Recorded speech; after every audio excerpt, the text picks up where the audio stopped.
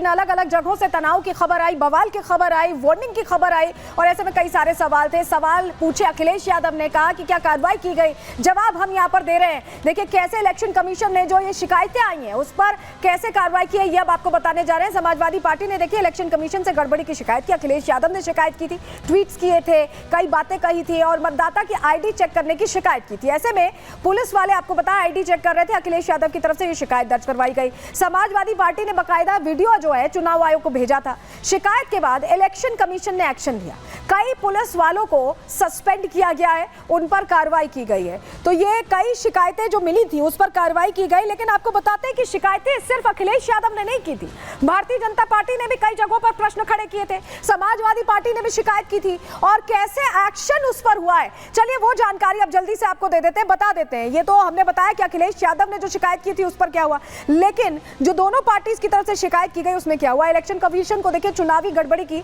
शिकायतें मिली, बीजेपी से भी और समाजवादी पार्टी से भी, दोनों तरफ से जो शिकायतें मिली उन पर एक्शन प्लान बकायदा तैयार किया गया और दोनों ही तरफ से शिकायतों को लेकर यूपी उपचुनावों में 7 पुलिसकर्मियों को सस्पेंड कर दिया गया। हम आपको जानकारी दे रहे हैं 7 पुलिसकर्मियों का सस्पेंशन हुआ है। मुरादाबाद में एक दारोगा और 2 सिपाही सस्पेंड कर दिए गए। इसके अलावा 2 दारोगा सिपाही सस्पेंड किए गए और भी जगहों पर जो रिपोर्ट्स हैं उन्हें तलब कर रहा है यहाँ चुनाव आयोग और जानकारियां ले रहा है। कानपुर में भी देखिए जो सीसामऊ वाली घटना भी सामने आई, उसके बाद 2 पुलिस वाले सस्पेंड किए गए। तो ये तमाम बातें तो हुई, इलेक्शन कमीशन ने तो एक्शन लिया, लेकिन इसके बावजूद अखिलेश यादव प्रशासन पर, चुनाव आयोग पर लगातार प्रश्न पूछते रहे और उन पर आरोप भी लगाते रहे कि गड़बड़ी की जा रही है। सुनिए अखिलेश यादव ने बाकायदा प्रेस कॉन्फ्रेंस करके क्या कहा, सुनवाते हैं आपको।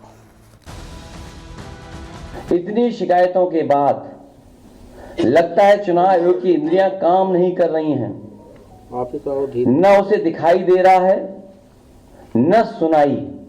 भारतीय जनता पार्टी ये उपचुनाव वोट से नहीं खोट से जीतना चाहती है। भारतीय जनता पार्टी हार के डर से पूरे प्रशासन पे दबाव बना रही है कि अधिकारी बेईमानी करें।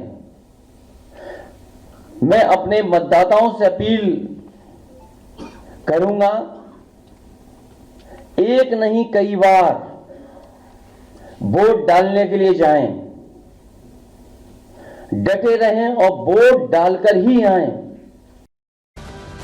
और इस बीच बड़ी खबर मिल रही है, बड़ी खबर का रुख कर लेते हैं जहां आपको बताएं कि कुंदरकी इलाके से जो उम्मीदवार है सपा उम्मीदवार, उनकी तरफ से बड़ी मांग कर दी गई है। मुरादाबाद के कुंदरकी से सपा उम्मीदवार ने मांग की है चुनाव आयोग से कि चुनाव जो है उसे रद्द कर दिया जाए। हाजी रिजवान उम्मीदवार हैं यहाँ से और वो मांग कर रहे हैं कि ये जो चुनाव है रद्द किया जाए। गुंडे और पुलिस मिलकर वोट डाल रहे हैं, ये कह रहे हैं रिजवान साहब। स्पेशल लाल पर्ची से वोट डालने का उन्होंने आरोप लगा दिया है। तो अब उनकी ये मांग है चुनाव आयोग से कि ये चुनाव ही रद्द करा दिए जाएं। कुंदरकी की हमारी सहयोगी कोमल हमारे साथ जुड़ी हुई हैं, उनका जरा रुख कर लेते हैं। कोमल, अब तो ये देखिए पहले तो शिकायतों का पिटारा खुलता गया, ट्वीट पे ट्वीट आते गए, अब तो चुनाव आयोग से चुनाव ही रद्द कराने की मांग रख दी जा रही है। क्या वस्तु स्थिति है, इन आरोपों में कितनी सच्चाई है, जरा बताइए ग्राउंड से। बिल्कुल सलोनी, देखिए अगर हम कुंदरकी की बात करें तो सबसे सर्वाधिक वोटिंग जो है वो कुंदरकी में ही हुई है और काफ़ी ज़्यादा हॉट सीट भी मानी जाती है। लेकिन इस बीच देखिए कुछ लोग भी हैं और उनमें भी काफ़ी गुस्सा भी इस चीज़ को लेकर के। हाजी रिजवान साहब जो है सपा के सांसद है, उन्होंने कहा कि दोबारा से वोटिंग हो क्योंकि यहाँ पे पुलिस और गुंडों ने जो है वो वोटिंग करवाई है। निराधार है ये आरोप, इनका बिल्कुल निराधार है। आप किसी भी मुस्लिम से यहाँ पूछ सकते हैं, किसी प्रकार की कैप्चरिंग या कुछ भी नहीं हुआ है। निष्पक्ष प्रशासन ने निष्पक्ष रूप से हर मतदाता को मतदान करने का मौका दिया है। कोई आईडी चेक। सपा उम्मीदवार ये भी कह रहे हैं कि अर्धसैनिक बलों के साथ इस बार जो है वो वोटिंग करवाई जाए, तो क्या उन्हें स्थानीय पुलिस प्रशासन या फिर ईसीआई पर भरोसा नहीं है क्या? मैडम, जो चुनाव हारता है ना वो आरोप लगाता है, ये सारे आरोप उनके निर्धार हैं। संविधान के दायरे में चुनाव हुआ है और ऐसी कोई बात नहीं हुई है। आप किसी भी मतदाता से पूछ लें, कुंदरकी विधानसभा का किसी भी मतदाता से पूछेंगे तो आपको बताएगा कि हर व्यक्ति को जो मतदाता आपसे मत डालने का अधिकार दिया गया है और जो मतदाता जो फर्जी वोट डालना चाहता तो उसे वोट नहीं दिया जाए। हाजिर रिजवान साहब तो एक लाल पर्ची का भी जिक्र करते हुए नजर आ रहे हैं और देखिए सुबह से ही जब से ही यहाँ पे वोटिंग की शुरुआत हुई तब से ही वो आरोप भी लगा रहे हैं। आप भी शायद किसी भी प्रकार की कोई लाल पर्ची लागू नहीं है। जो भी पर्ची वोटर लेके जा रहा है सभी पर्चियों से वोट डलवाए गए हैं और उनका जो आरोप बिल्कुल ही निराधार है।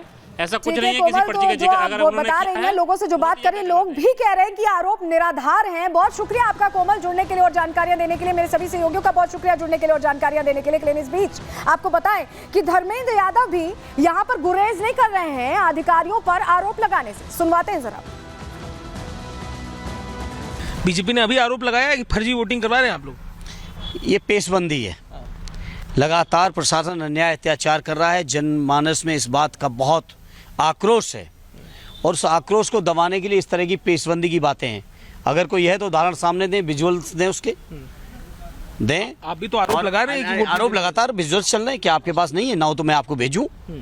क्या भेजूं बताएं आप?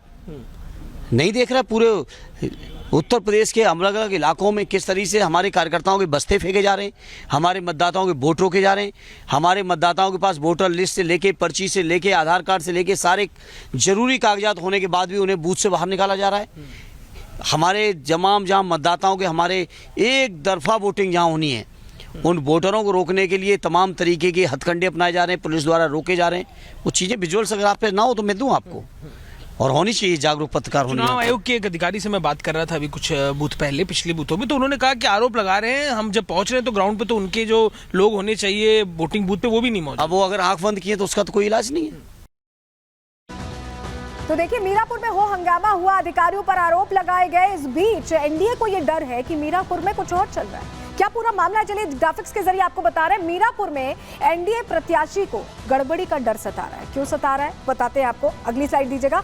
सपा नेताओं पर दरअसल गंभीर आरोप यहां पर लगाए गए। आरएलडी के जो प्रत्याशी हैं मिथिलेश पाल, उन्होंने ये आरोप लगाए हैं। उनका क्या कहना है?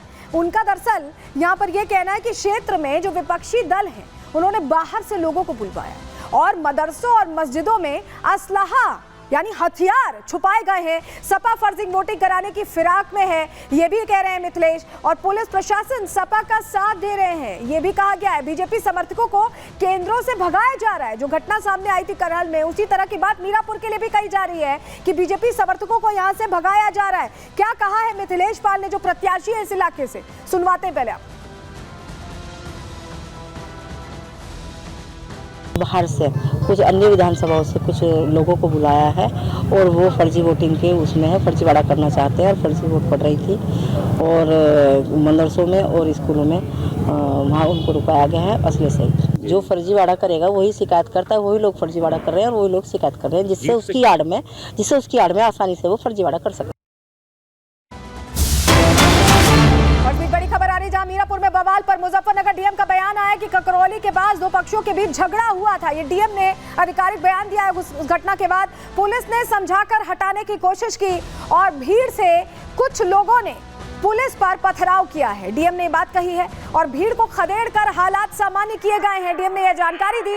स्थानीय पुलिस ने किसी को नहीं धमकाया है। जो आरोप अखिलेश यादव लगा रहे थे, डीएम का आधिकारिक बयान उस पर आ गया। जो बता रहे थे हम भी आपको, रिपब्लिक भारत भी आपको बता रहा है, पुलिस पर पथराव करने पर एफआईआर हो रही है। डीएम ने ये क्लियर कर दिया कि एफआईआर हो रही है और पुलिस ने किसी को नहीं धमकाया, न डराया, न वोट करने से रोका, बल्कि हालातों को नियंत्रण में किया है। ये डीएम की तरफ से अब आधिकारिक बयान आ गया है। यानी जो बात हम आपको बता रहे थे कि अखिलेश यादव ने आधा वीडियो ट्वीट किया, आधी कहानी परोसी और उसकी पूरी पिक्चर क्या है ये हमने भी आपको बताई और उस पर अब देखिए आधिकारिक बयान भी आ गया है। डीएम की तरफ से भीड़ को खदेड़ा गया है और हालातों को सामान्य किया गया है। ये जानकारी हम आपके सामने रख रहे हैं और आपके लिए जानकारी जानना जरूरी इसीलिए है क्योंकि आधा नैरेटिव यहाँ पर पेश किया जा रहा है और चुनावी दिन पेश किया जा रहा है। यह अपने आप में बड़ी बात है।